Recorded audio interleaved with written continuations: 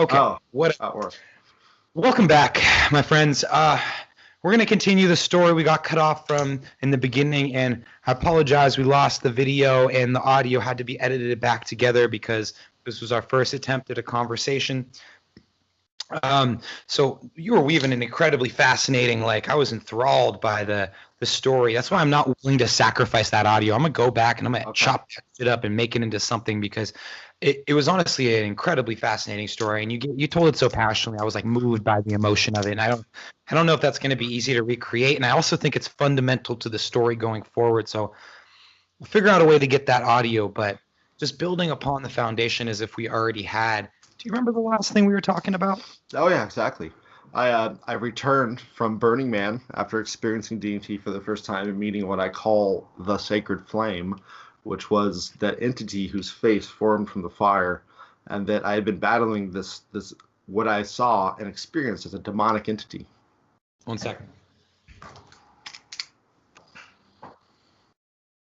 Yeah, there was demons involved. So you're battling demons. Yes. And then you found DMT. Yes. How does the road progress further? So I returned from Burning Man. I have the friend who's making it. Yeah. And the outs every week for a year straight. Outs of DMT every week for a year straight, I think, is an important point size. Not that I did an ounce every week for a year straight. It's just that at the peak for probably a good couple months, that was the rate at which I was acquiring it. It dropped off at a certain rate due to supply difficulties, but it was still maintained personally. See, that ounce a week wasn't that I was smoking an ounce a week. It's that I was actively being an evangelical missionary for DMT, that I was seeking out people who had never done it and trying to introduce them to it in this active way. And I gathered a bunch of people who had the same predilection. They wanted to do it like I did it, and so it was supplying a steadily increasing, sphere of influence.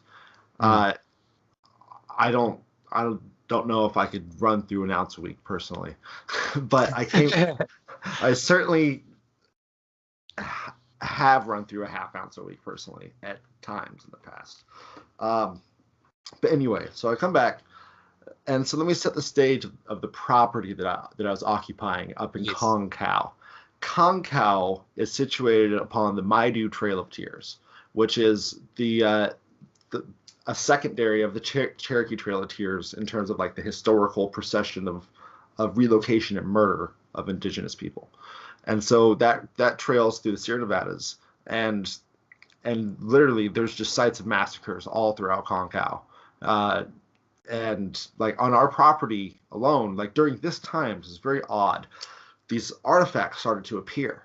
Like we've been on this property for over 20 years, and we started to find these things in the dirt all over the place. And then we'd dig and we'd find a lot more, and they were all arrowheads, axes, knives from the local tribes. And then we'd find musket balls and bones and just like we realized that the property we're on had been the site of some sort of fucking dirt back in the day. But there's also grinding stones and a bunch of other stuff. So that like had been occupying this property, but there was musket balls and bones. So it appeared that there was further implications. And one day we found this like obsidian boulder sitting on the path about this big that we had never seen, just sitting on our fucking property, like half of the dirt. So it was almost as if the ground was starting to spit these things up that we, after so long of occupying. Sure, we'd seen traces, but all of a sudden it was just like everywhere right at this time period. So it added this, incredible.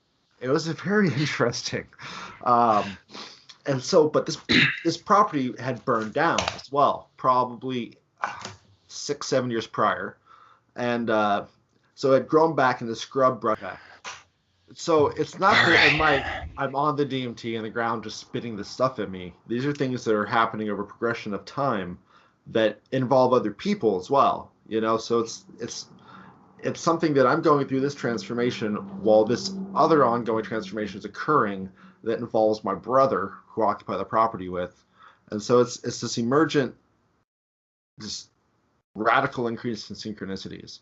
Because remember how I spoke about sleeping at the Young Life Memorial that I've been looking for 3 different reasons. I didn't know that they all converged, and just pulling over there with this girl, and that's how the demon got into me.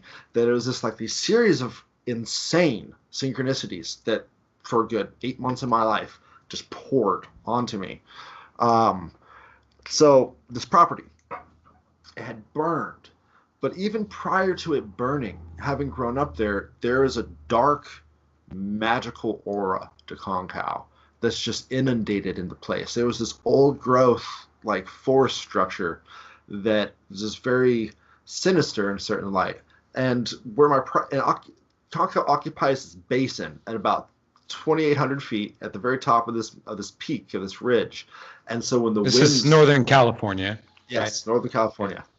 And so when the winds come over this ridge to go into this basin, they're like extreme. But with all the trees burned, they become just radical. They would bend T-posts flat with when we set up fences and shatter 4x4s. It was just crazy. It hit 80 mile an hour, just gusts, just howling. So in the winter, when it really got heavy, it get really cold, and it would just scream and howl because it'd come through this bowl and have this very intense feeling of this bleakness and isolation, and this like apocalyptic wasteland because our property didn't have a house on it. We had just built this variety of structures just for growing pot. And so and not to mention having grown up there, we're very familiar with all the murders that happened throughout Konkow constantly. You can go look it up. Konkow Lake, they dredged it like 15 years ago and found 12 bodies weighted down on it. And we're familiar. People disappear in Konkow constantly. There's a huge like meth production thing going on there, and then all the pot culture, and then there's the cartel. We're doing a lot of operations up there, and so there's just this darkness that seemed to inundate. Always had the experience of being there, but it just increased due to all these factors. You grew up at this place? Yes. Interesting. Yes, it's very, very interesting place to grow up. But so I'm going through this transformative element in this scene in the winter after Burning Man, with my brother, me and him having all these tensions and issues, him maintaining this distance that I was often left alone on this property. And I developed this ritual where I would go in. I mean, first off, I started using the DMT like coffee. I'd wake up in the morning, first thing I'd do is fucking rip the fuck out of the DMT and just start the day off like that. But at night, there was like the big ritual where like I really made a big deal out of it, where I just go and we had this living room construction that was very shoddily built, but it contained things well enough. But when the wind blew, it would just shake the fucking thing, and like it would it'd come through cracks and like the walls that weren't sealed right, and so it was this very like dynamic experience to be inside of a windstorm. And I'd sit down in this posture, this beginning of this yogic form. I'm seeking to learn about yoga more and develop my own yoga to express the language, because the language is intended to be yogic in origin anyway. It's the same principles they operate on. And I'd have the stick that I had gotten, that I gave my friend, that I'd retrieved back, and then I had it when I first did the DMT at Burning Man. And I would sit there, and I would blast off, and I would start to build this martial art with the stick. That like, God, I can't even just. It's very hard to describe what would happen to me once I learned how to invert the blast off. I called it my God me. God mode. God mode. I would blast off and fucking honestly. I really want to swing mace on this God mode shit, man. Dude, that's what I'm saying. It becomes insane. Like I'm trying to figure out how to explain. Like my voice would deepen several registers when I switch into it. Everything would honeycomb. My voice would deepen. My posture would become just like effortlessly perfect. And I have all these physical ailments, due to my nerve disorder, that I just didn't seem to notice. And since I believe what it was doing was engaging my optimal use of the available tools I had. It was just making me experience it as if I was fully engaging myself, what that experience would be like. Because due to my nerve disorder, I have an utter lack of integration in all my body parts. When I walk, I have to consciously concentrate on like tucking in knees in a certain way, holding my hips. Like each step is like a very complex structural thing that I have to focus on. To focus on holding my back because it like curves my back wrong, and it becomes this and it's a blessing and a light because it made my mind be able to compute very complex structural things from nonlinear perspectives to integrate it into an environment to compensate for conditional restraints. So like I call it my greatest blessing, dude. The treasure your flaws, they're your stairway to heaven. It's like universal restraint, conditional enablement. There's no such thing as flaw. All there is opportunity for engagement. And so I would sit and I would go into this mode in which not only did I have this physical experience of utter integration and engagement and this optical experience of seeing these geometries that are vectors of motion being expressed in terms of these sacred symbolisms that are these probability vectors that I can only way to describe it, like these iterations of framework of, say, we're to throw a ball of each arc, each step along the way that were to exist in these patterns. So as I'd move, I would see it would cut pathway of your movements. And not just the one, but every possible one from each motion. Like they would concrete, and they'd be less present in the spots where there was more force required. So it'd be like showing me a channel that water could run through, and that it was showing me not just the path, but every possible, and not only possible but probable, and then structurally optimal paths, and showing me the differentiating options, and intellectually doing the same thing while integrating these motions with this thought construct. And I began to build a sacred art narrative over the physics of the martial art that I was seeking to design, which created the language. That as I began to engage these parts of my cognitive framework that I hadn't previously engaged in this light, in this multidimensional construct, and they begin to synthesize into a unity, I gave each aspect a personality because of the way that I had engaged with fiction my entire life. That I began to ascribe, say, the physics of gravity, the behavioral model in my head that was gravity, as possessing a name and a characteristic. And because that's just how I integrate with people and things and anything, period, is I try to tell everything in a story. And so don't we all? Right? Some of us are just better at it than others. Some of us are just more specialized in certain frequencies. I'm joking.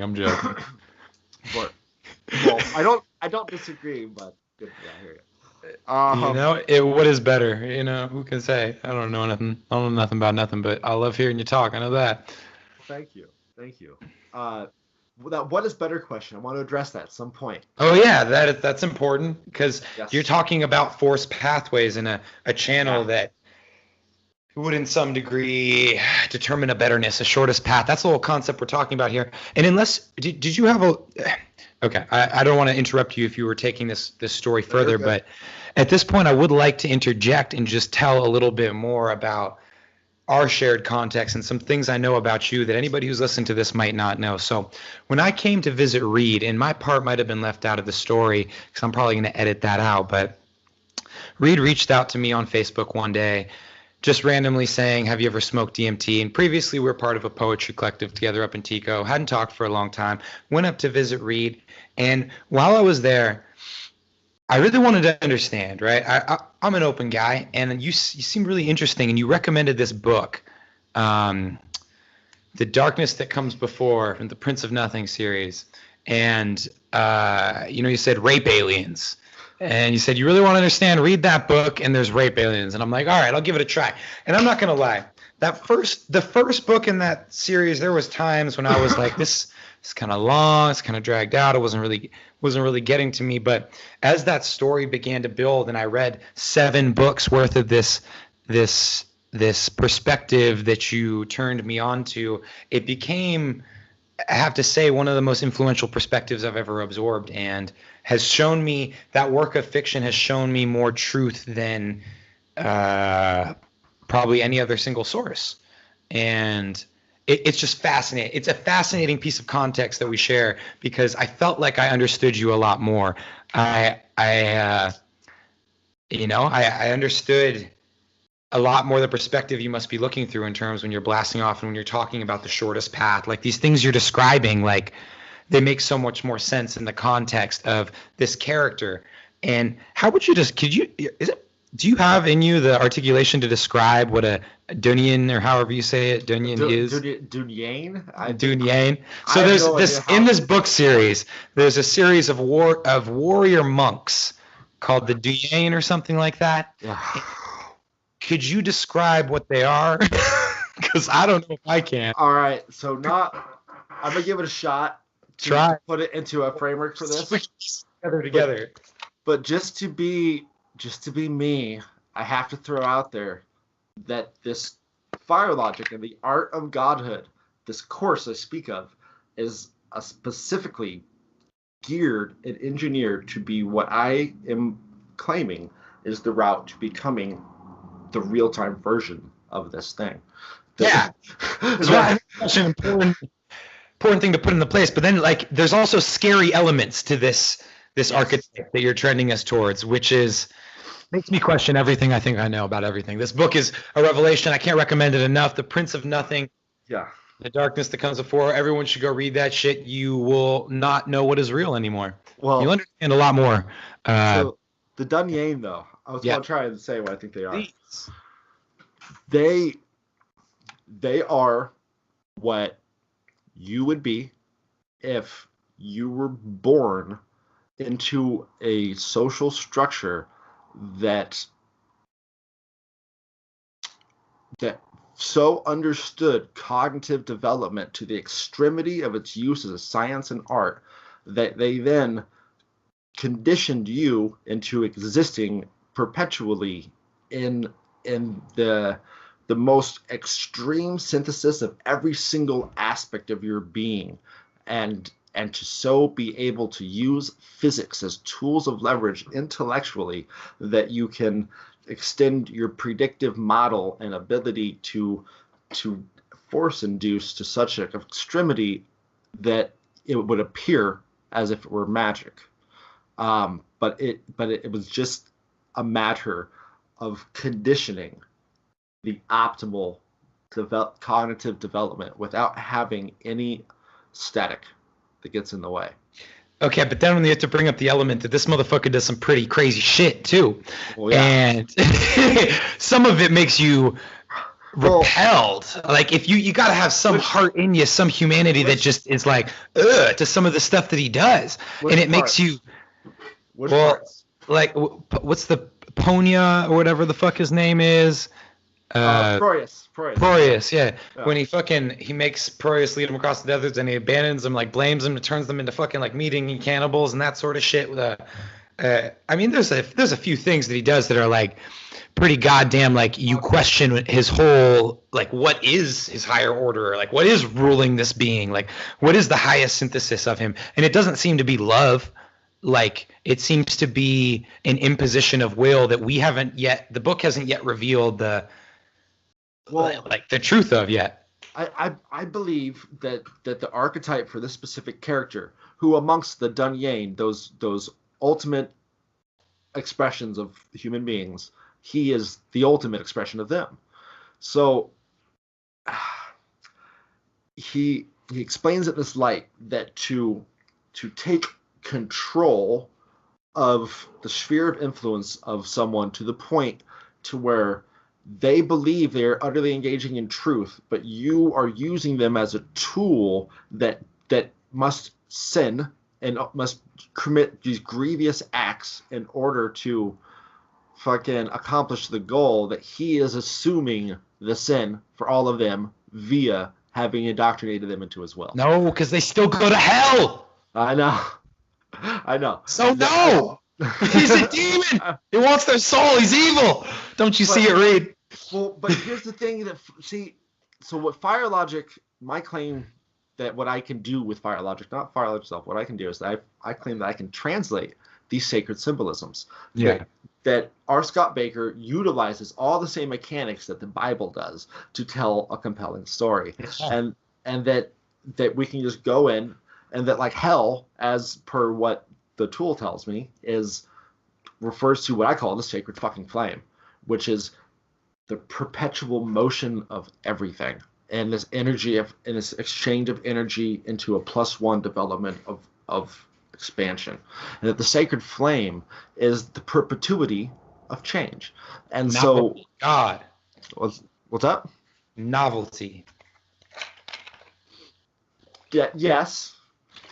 Ever increasing novelty. Is that Terence McKenna? That he's all about novelty as well. Yeah, I've always defined God as this progression towards novelty. Okay. You know, the force that's anti-entropy. Yeah. Because there has to be a forwarding force and novelty is just a way of measuring it. You know. Yeah. Because how else do you progress but in novelty? How do you define novelty? I'm gonna go to Google for that one, bro.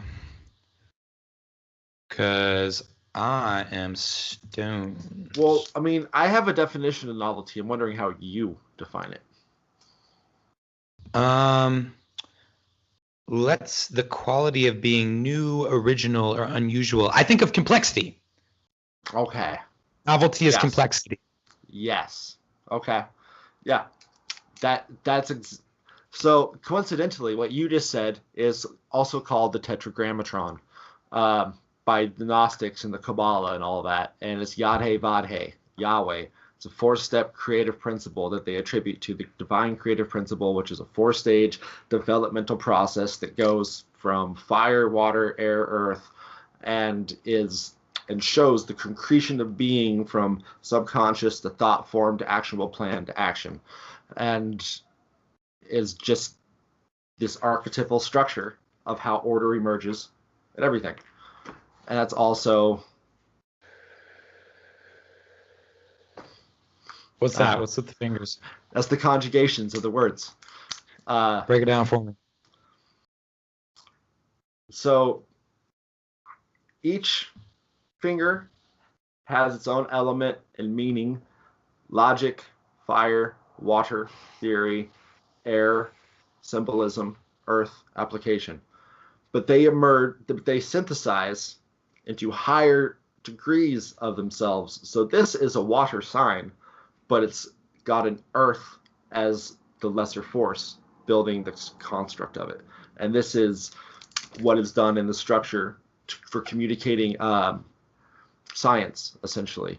That this is like that when I'm listening to you or I'm talking, that I'm communicating within a scientific framework, a specific logical construction and theoretical form.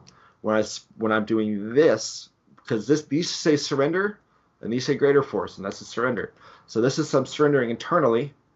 I'm surrendering externally, and in terms of what is communicating in what framework to whatever I'm discussing. So symbolism. These are entropic fields too.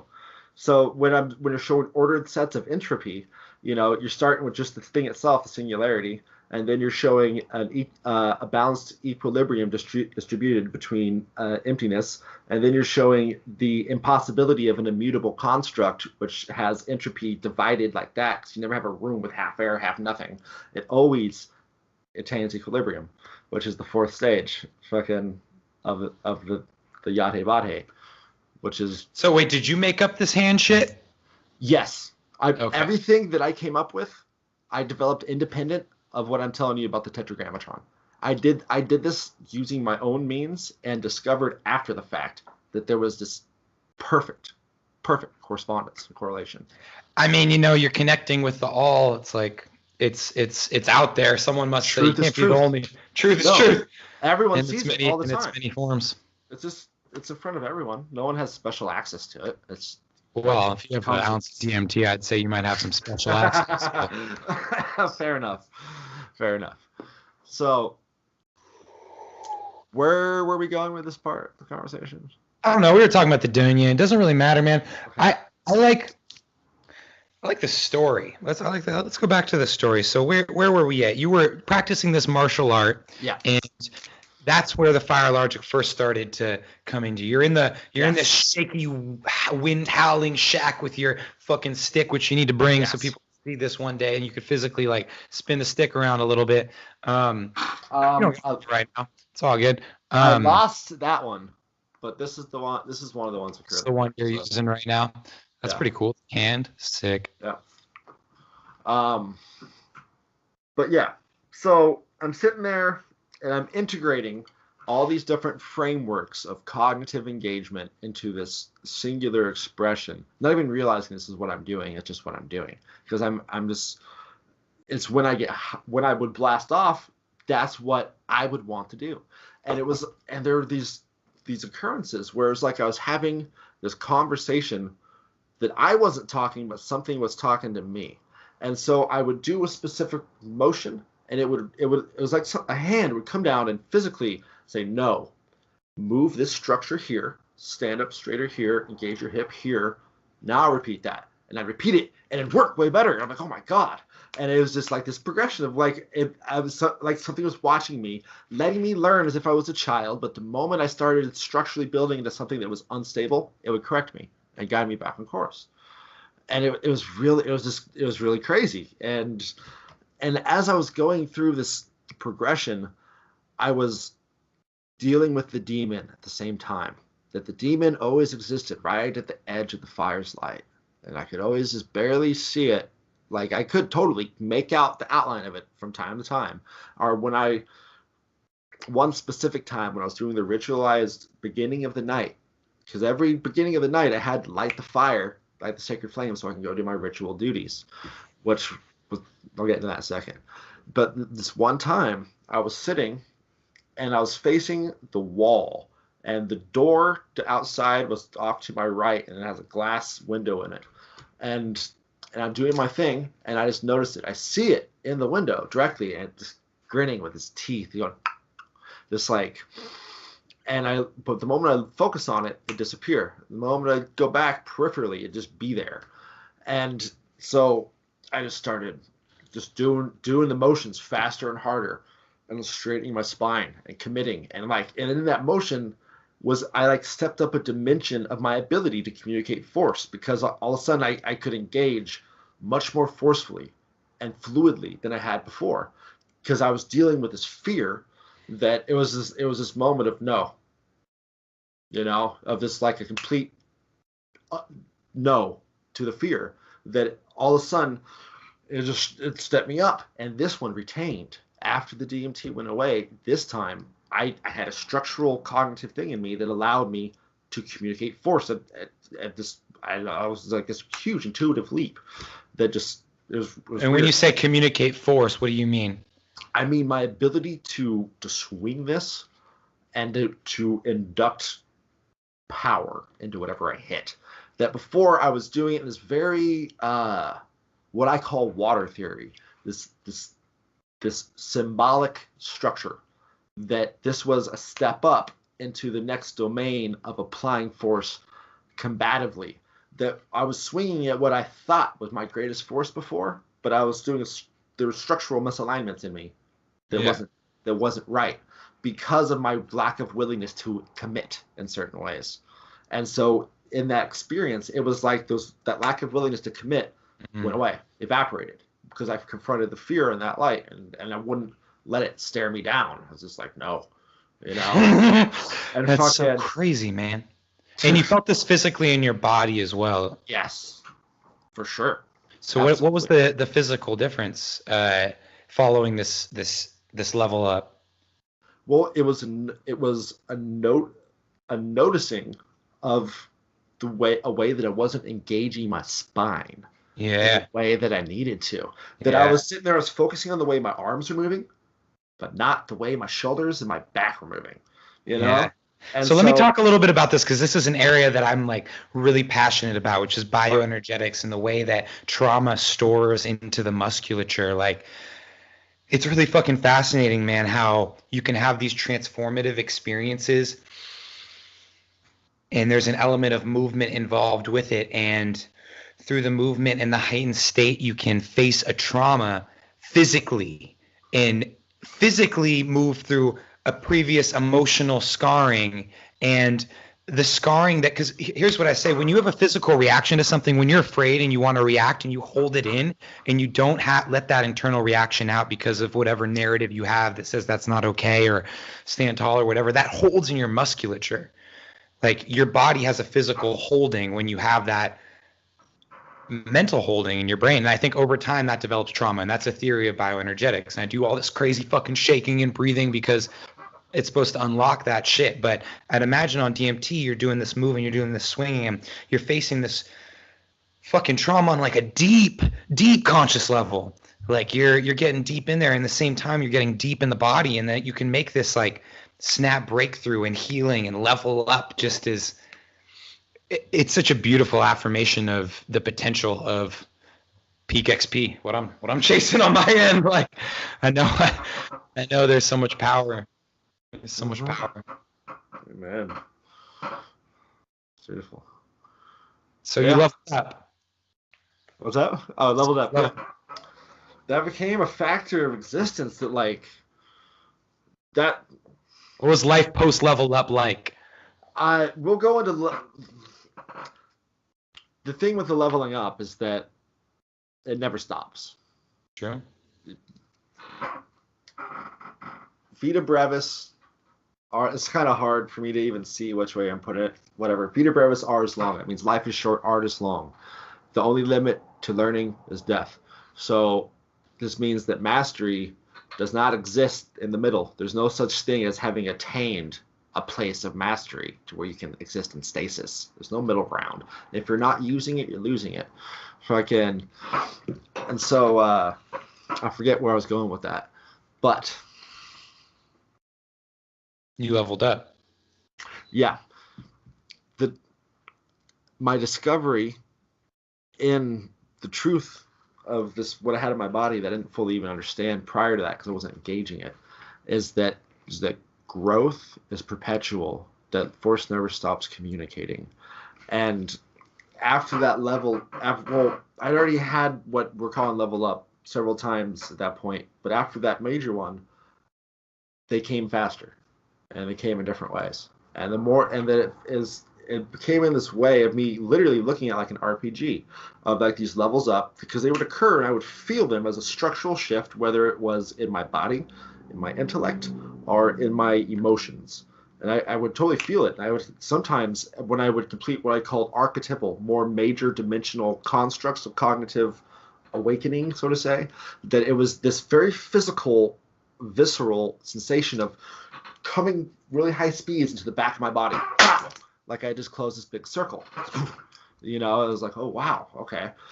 But at the time this was happening, as I was going through this part, I was doing this ritualized activity every evening.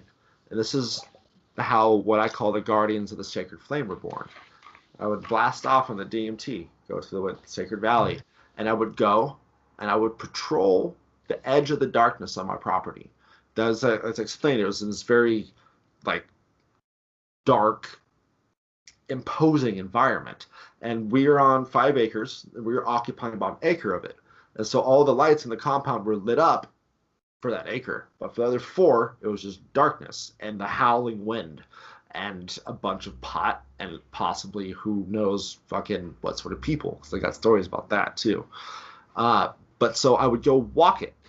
I'd blast off, I'd take my stick, and I would go walk patrol against the darkness. And I would hold what felt like conversations in my head with the void. What I dubbed as the aspect of godhood that sits at the peak between the two bottom principles of the pyramid. That you have grace, you have ein, and void, and those essentially are order, chaos, and the space between. And are you still facing demons at this time? Oh yes, that this walk was that. It was my going to the edge of the dark to just walk the symbolic ritual thing of no fear, of here I am, the sacred flame is on the inside, the fire is always on the center, and the guards stand at the perimeter to look out. That I had noticed this commonality in people, that if I want to take it back to a prehistoric time of, like, say, a bunch of hunters sitting around a campfire where there's saber-toothed tigers and shit, that what we are now is like a bunch of hunters sitting at night looking at a campfire with all their backs turned to the darkness.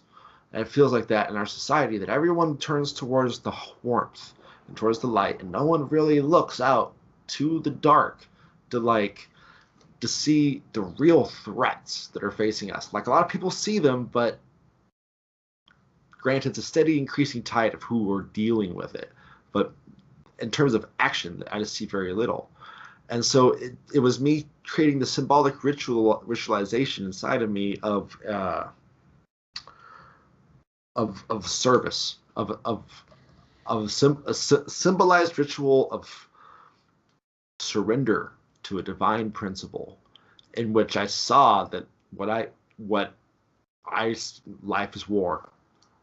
Make no mistake, every breath is a war waged, and that war, as the books that we enjoy states, is that war is intellect, and that war is conflict made human, that war is the taking of the change that happens constantly and to adding a higher emergent structure of conflict so that one can change the world in greater ways.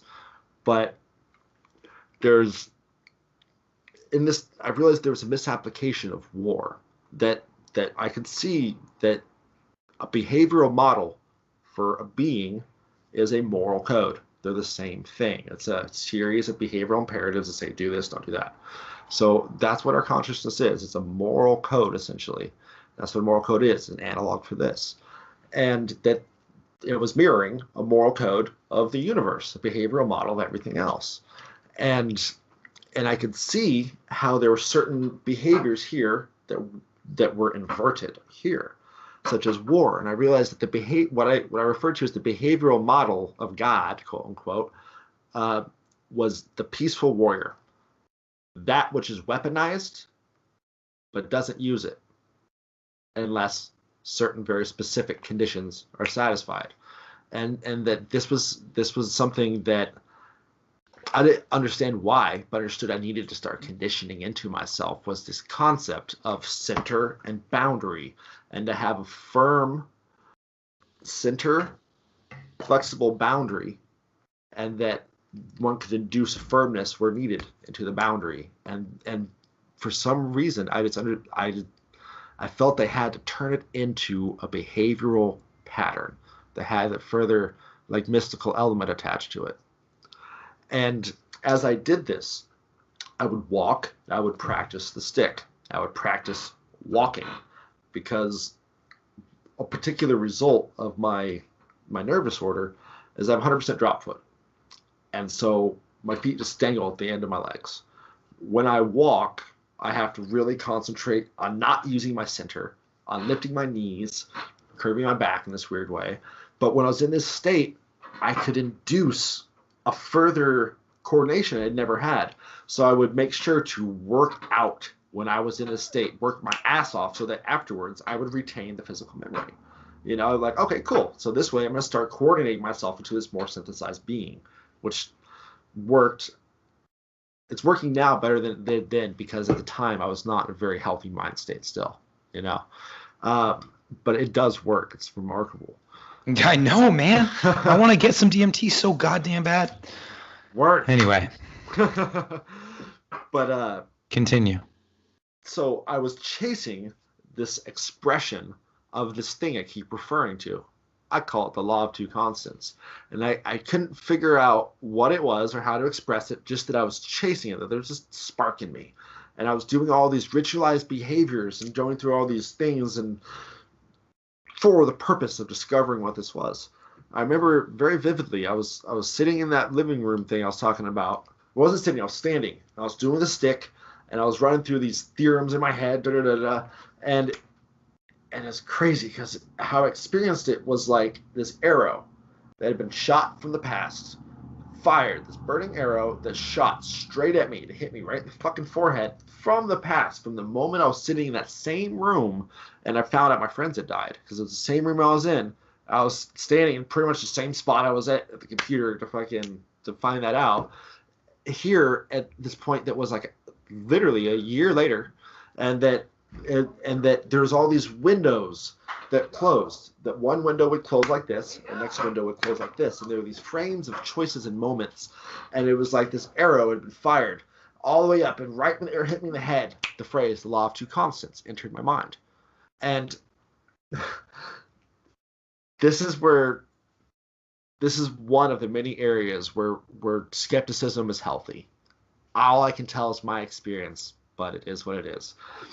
At that time that I was doing the stick and I was running through the things in the head, I was also trying to do two internal things in my body, two things that what I construed as errors in my structure that I found that I could manipulate. I was seeking to. One was to find the cognitive pin in my cognitive frame for my center of gravity in my body that should be systemizing and unification of my body, so that I could stick it and have it stay. Because like I swear in this framework it was something I could do, that I was manipulating it, and as I would believe you, bro. I've had similar experiences. I'm not this deep, but just where I blasted off and then I was moving and I was like, oh, this is the answer. Like it was. Yeah, I believe you 100%. Word.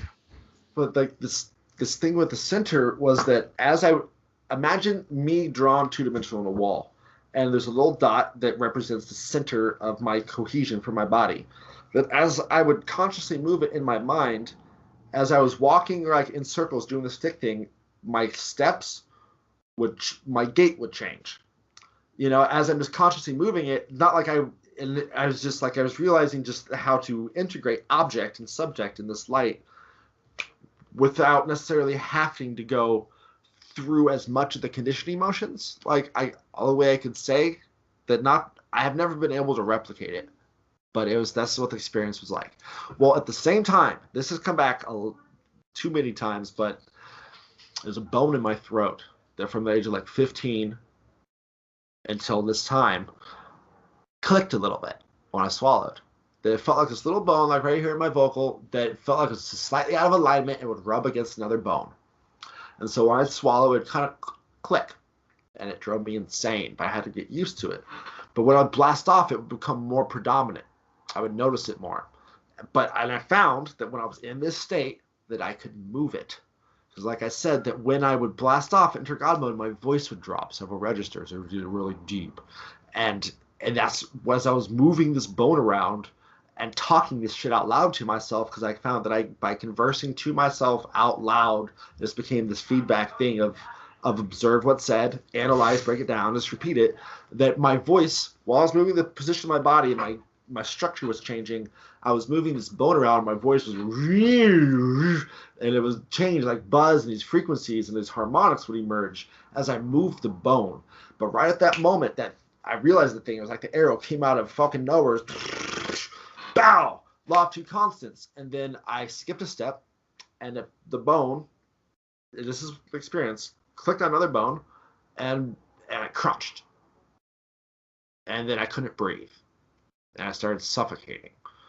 And because it surprised me so much while I was doing this what my experience tells me, this very delicate operation on multiple fronts.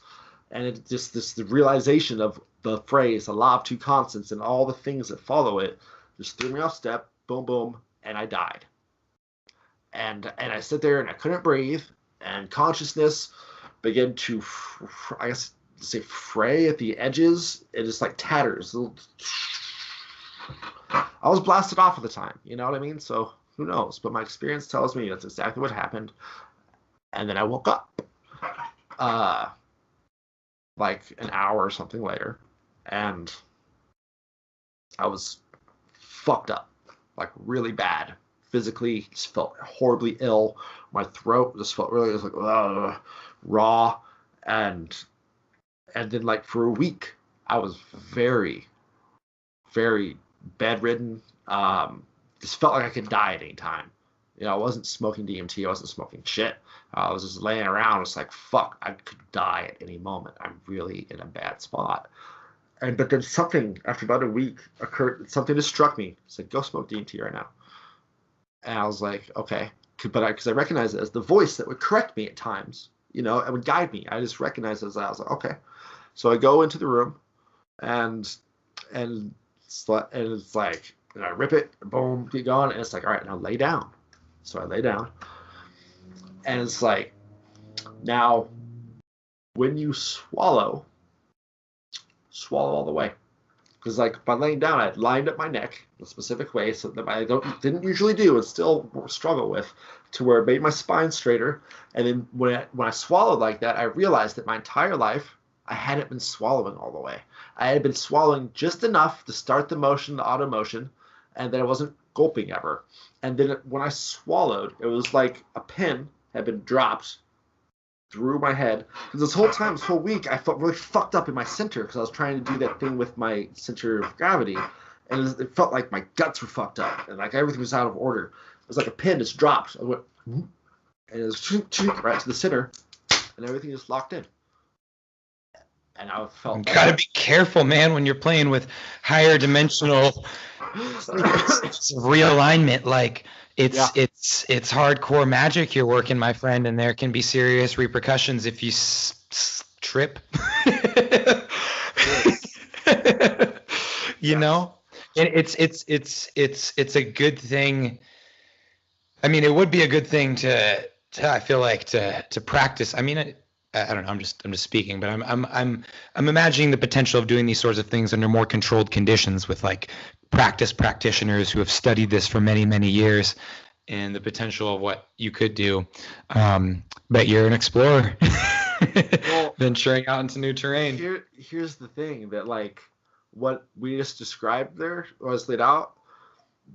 As this story progresses, that's just going to dramatically expand by exponential degrees the extreme irresponsibility of how hardcore I dived into this shit and just started fucking doing it with very little regard. Like, it got wild as fuck. Again, I can't wait. I don't know.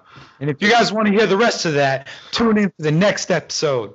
We go hard. Going in. Bro, that was fucking epic as shit, man.